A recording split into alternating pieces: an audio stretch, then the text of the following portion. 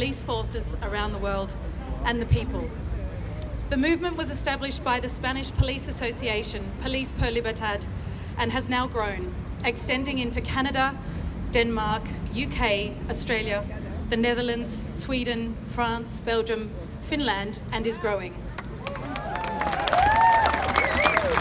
Our members come from a place of understanding and shared concerns. We are working to build a bridge of unity with our police forces so we can effectively express our concerns.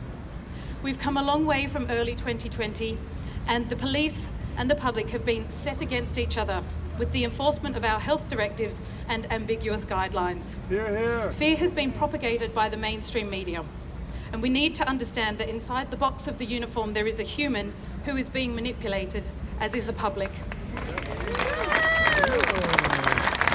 A zealous police officer's mindset is no different to the mindset of a zealous security guard, teacher, neighbour, shopkeeper, or business owner. They are all out there.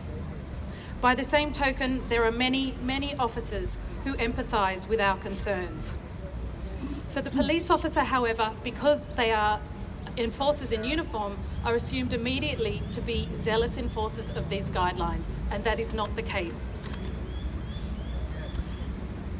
A fractured society is a broken society, and the media have focused sadly on the negative engagements with the public and have had trying to instill in us an us and them environment.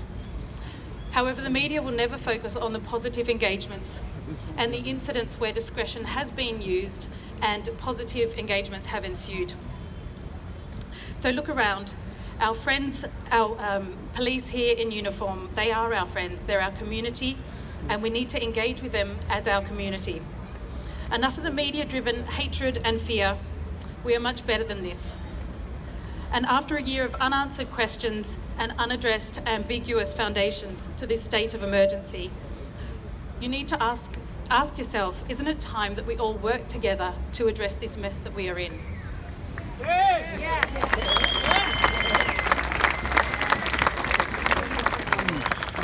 And at no time in history have we ever had to be more cognizant of the danger of the division when guidelines and rules are being rolled out to protect a fearful public.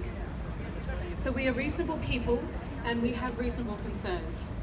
And now we have reasonable cause to suspect that criminal activities have taken place within our systems of governance. And this really needs to be addressed.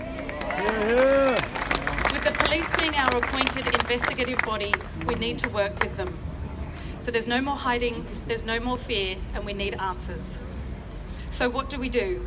Across the world, Police for Freedom have been doing different things, organising peaceful marches, facilitating police liaison and mediation.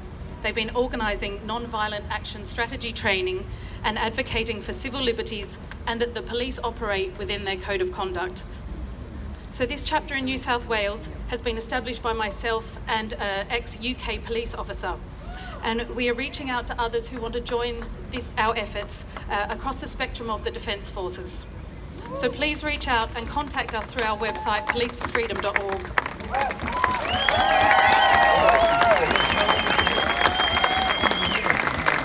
I mentioned Police for Freedom and advocating non-violent activism. So Robert J. Burrows, you've probably heard of him. He's the author of the book, The Gandhian Approach, and he's had over 40 years of experience. He's joined our movement as an international advisor on the non-violent strategy and has established this NVA movement, We Are Human, We Are Free. There is so much we can do. The entire system continues and survives on the people supporting it through cooperation.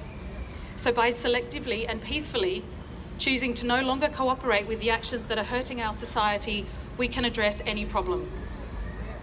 On the We Are Human, We Are Free site, there are 29 strategies and 198 tactics, and these strategies have been used historically to affect political change, including militarised regimes. So there is much that we can do, and we can work together to bring hope and a future for our children. And if we rise above the manipulation and become a community again, we can win. If we continue to divide, all is lost. We are confident we can do this. Thank you for listening.